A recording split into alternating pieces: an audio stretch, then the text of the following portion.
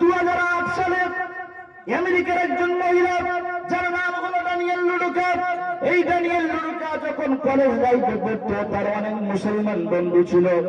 Daniel লুডুকাকে যখন ইসলাম নিয়ে বোঝাতো, ইসলাম নিয়ে তারা তার কাছে যখন গবেষণা করত, ড্যানিয়েল লুডুকা রেগে যেত যে ইসলাম সম্পর্কে আমাকে বলো না, কারণ ইসলাম এটা মানুষের বানানো ধর্ম, এটা ইসলাম মানুষ বানিয়েছে।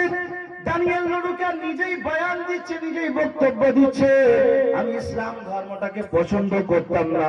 আমার যখন বন্ধুরা, আমার বান্ধবীরা ইসলাম সম্পর্কে যখন বলতো, আমি তাদের কথা শুনতাম না। কিন্তু 2008 সালে কিছু এমবিবিএস ডাক্তার ছেলেরা ফ্রিতে কোরআন বিলি করছিল। আমি ভাবলাম ফ্রিতে যখন হলো, আমি একটা কোরআন বাড়িতে নিয়ে যাই।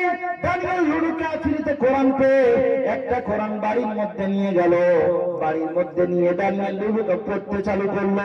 5 সন্তানের জননী ড্যানিয়েল লুডুকা কোরআনকে পড়তে পড়তে কোরআনের এত গভীর সমুদ্রে চলে গেল, কোরআন তাকে নিজের দিকে এমন আকর্ষণ করে নিল। 2008 সালে আমেরিকার মেয়ে ড্যানিয়েল লুডুকা, আপনি কলম পত্রিকায় বার হয়েছিল, আজও পর্যন্ত এই পত্রিকা আমার বাড়িতে আছে। ড্যানিয়েল লুডুকা কালেমা লা ইলাহা ইল্লাল্লাহু মুহাম্মাদুর রাসূলুল্লাহ পড়ে মুসলমান হয়ে গেছে। জোরে বলুন সুবহানাল্লাহ।